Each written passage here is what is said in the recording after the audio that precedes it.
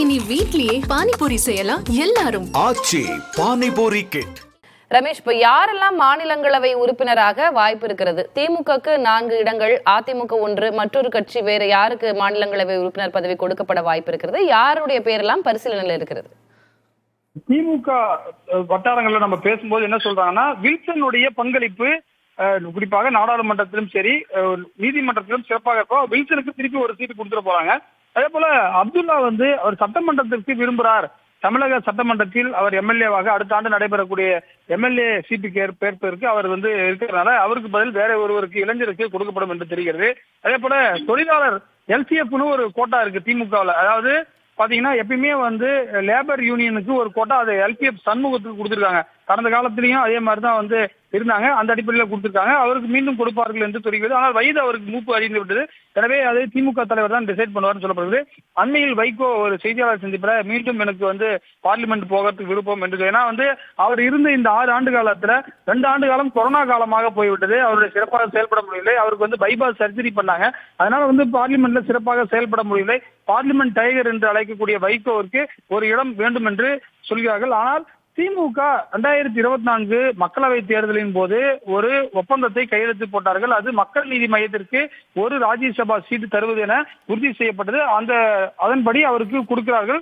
நடிகர் கமலஹாசனும் ஏற்கனவே முதலமைச்சரை 2 முறை சந்தித்து பேசிவிட்டார். உதயநிதி ஸ்டாலினும் அந்த ராஜ்யசபா தருவதை உறுதிப்படுத்தி விட்டார்கள்.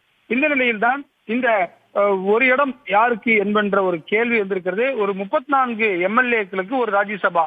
அப்படி என்றால் திமுக மற்றும் அதன் கூட்டணி கட்சிகள் 160க்கும் மேல இருக்கிறார்கள். இதில் ஒரு காங்கிரஸ் ஒரு சீட்டு கேட்கிறார்கள். திமுக கூட்டணியில் அவர்கள் 17 எம்எல்ஏக்கள் வைத்திருப்பதால் 3 இடங்களை நீங்கள் வைத்துக் கொள்ளுங்கள், ஒரு இடம் நாங்கள் வைத்துக் கொள்கிறோம். அந்த ஒரு மீதி இருக்கக்கூடிய அந்த எம்எல்ஏக்கள் விடுதலை சிறுத்தைகள் இதையெல்லாம் சரி செய்து நாங்கள் ஒரு ராஜ்யசபா கேட்கும் என்று காங்கிரசும் இதில் ஒரு போட்டியில் இருக்கிறார்கள். எனவே திமுக தலைமை இதை எப்படி பார்க்கிறது? ஏன்னா எம்எல்ஏக்கள் வாக்களித்துதான் அந்த எம்எல்ஏக்களுடைய எண்ணிக்கையை பொறுத்துதான் ஒரு ராஜ்யசபா சீட் உருவாகிறது.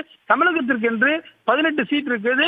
இதுல 6 மெம்பர்ஸ்க்கு மட்டும்தான் தற்போது எலெக்ஷன் வருது. மீதி 12ம் ஏற்கனவே இருக்கிறார்கள். ஒவ்வொரு 2 ஆண்டுகளுக்கு ஒரு முறையும் இந்த 6 பேருக்கான எலெக்ஷன் நடக்கும்.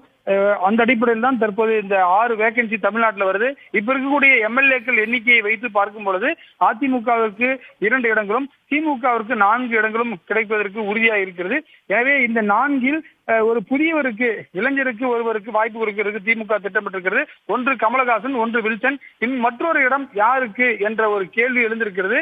இது குறித்து ஏன்னா இப்ப நோட்டிபிகேஷனுக்காக தான் வெயிட் பண்ணிட்டு இருந்தாங்க. எனவே இன்னும் ஒரு சில தினங்களில் அந்த அதிகாரப்பூர்வ அறிவிப்பு வரும். ஏனென்று சொன்னால் திமுகவுடைய ராஜ்யசபா எண்ணிக்கை பாத்தீங்கன்னா 10 பேர் இருக்காங்க. இன்னைக்கு சட்டம் பாத்தீங்கன்னா பார்லிமெண்ட்ல ராஜ்யசபா உறுப்பினர்கள் ஒட்டுமொத்தத்துல 10 பேர் இருக்காங்க. அதுல இந்த வில்சன் அவர்களுடைய பதவிக்காலம் முடியுது. எனவே அந்த நம்பர்ஸ் அப்படியே மெயின்டைன் பண்ணணும்னு நினைக்கிறாங்க. ஏன்னா ஒரு அப்பர் ஹவுஸ் என்று சொல்லக்கூடிய ராஜ்யசபால ஒரு நல்ல நம்பர்ஸ் இருந்தாதான் முக்கியமான சட்ட மசோதாக்கள் வரும்போது அது வாக்களிக்கும் போது திமுகவுடைய முக்கியத்துவம் இருக்கும். ஒரு காலத்துல பாத்தீங்கன்னா 2016 வரை முன்னாள் முதலமைச்சர் ஜெயலலிதா இருக்கும்போது வரை அதிமுக தான் செல்வாக்கு இருந்தது. 12 உறுப்பினர்கள் ராஜ்யசபாவில் அதிமுகவில் இருந்தார்கள். ஆனால் தற்போது அவர்கள் கொஞ்சம் கொஞ்சமாக எம்எல்ஏ எலெக்ஷன்ல தோக்கும் போது அந்த நம்பர்ஸ் குறைஞ்சு இப்ப திமுக பெரும்பான்மையா இருக்கிறாங்க. ஏன்னா எம்எல்ஏக்கள் எண்ணிக்கையை பொறுத்து இந்த ராஜ்யசபா நம்பர்ஸ் இருக்கிறதுனால திமுக எம்எல்ஏக்கள் எண்ணிக்கை அதிகமாகிட்டே போறதுனால தற்போது 10 என்ற ஒரு உச்ச நிலையை அடைந்திருக்கிறார்கள். பாத்தீங்கன்னா ஏடிஎம்கே பொறுத்தவரை தம்பிதுரை, சிவி சண்முகம் போன்றவர்களும் தற்போது இருக்கிறார்கள். அவர்களுடைய பதவிக்காலம் இன்னும் இருக்கிறது அவர்களுக்கு.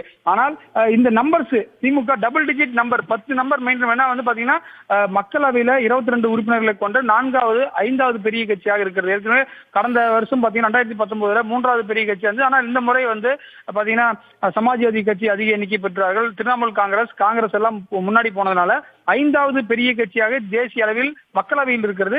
ஆனால் மாநிலங்களவையில் இன்னமும் 7, 8 என்ற இடத்தில் இருக்கிறது. எனவே இந்த நம்பர்ஸ் மெயின்டைன் பண்றது, ஏன்னா நம்பர்ஸ் அதிகமாக இருந்தாதான் முக்கியமான மசோதாக்கள் வரும்போது இவர்களுடைய ஆதரவு வேண்டும், திமுகவுடைய ஆதரவு வேண்டும் என்று தேசிய கட்சிகள் விரும்புவார்கள். அப்போதுதான் முக்கியமான ஒரு நிலைப்பாட்டை எடுக்க முடியும் என்ற அடிப்படையில் இந்த நம்பர்ஸ் மெயின்டைன் பண்றதுக்காக என்ன மாதிரியான யுக்தியை கையாள்கிறார்கள் என்பதை பொறுத்திருந்து பார்க்கலாம். தளபதி ரமேஷ், திமுகவுக்கு 4 இடங்கள், அதுல யாரெல்லாம் இப்ப பரிசீலனையில இருக்கிறாங்க என்பதாக பதிவு செஞ்சிருந்தீங்க.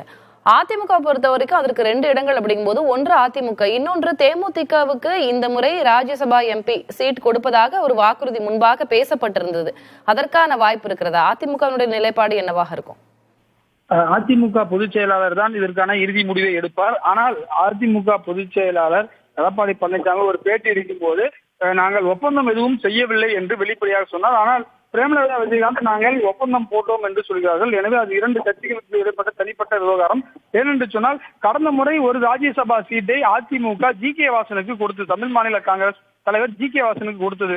எனவே அது போன்று அவர்கள் கட்சி ஏன்னா ஏடிஎம்கே எம்எல்ஏக்கள் வாக்களித்தால் தான் அவர்கள் ராஜ்யசபாவாக ஆக முடியும். எனவே அதிமுக பொதுச் செயலாளர் என்ன முடிவு எடுக்கிறார் என்பதுதான் அவர் பொறுத்து சொன்னால் ஏடிஎம்கேயோட ராஜ்யசபா நம்பர்ஸும் வந்து குறைஞ்சிட்டே இருக்கு. ஏன்னா தம்பிதுரை, டி.வி. சண்முகம், அதே போல ஓபிஎஸ் இருக்கும்போது ஒருத்தர் வந்தாரு, அவரு இது போன்ற ராமர் உள்ளிட்டவர் தான் இருக்கிறார்கள். எனவே அந்த நம்பர்ஸை வந்து மெயின்டைன் பண்றதுக்கு அவர்களும் ஏன்னா வந்து பார்லிமெண்ட்ல இப்ப வந்து பாத்தீங்கன்னா மக்களவையில ஒரு எம்பி கூட ஏடிஎம்கே இல்ல. இந்த ராஜ்யசபா நம்பர்ஸ் தான் வந்து ரெப்ரஸன்டேட்டிவாக இருக்கிறாங்க. எனவே அந்த நம்பர்ஸும் வந்து குறைஞ்சிடக்கூடாதுன்றதை அதிமுக தலைமையும் விரும்புகிறது. எனவே தான் இந்த இதையெல்லாம் கருத்தில் கொண்டுதான் அவர்கள் முடிவு எடுப்பார்கள். கூட்டணிக்கு கொடுக்கிறார்களா அல்லது பாட்டாளி மக்கள் கட்சிக்கு கொடுக்கிறார்கள். ஏன்னா பாட்டாளி மக்கள் கட்சி ஏடிஎம்கே அலையன்ஸ்க்கு வரணும்னு எதிர்கட்சி தலைவர் எடப்பாடி பழனிசாமி விரும்புவதாக சொல்லப்படுகிறது. எனவே அந்த இடத்தை பாட்டாளி மக்கள் கட்சிக்கு கொடுக்கிறார்களா? ஆனால் எது எப்படியா இருந்தாலும் சரி நம்ம அது குறித்து தொடர்ந்து பேசலாம். இணைப்பிலே இருங்க. இனி வீட்லயே பானிபூரி செய்யலாம் எல்லாரும். ஆச்சி பானிபூரி கிட்.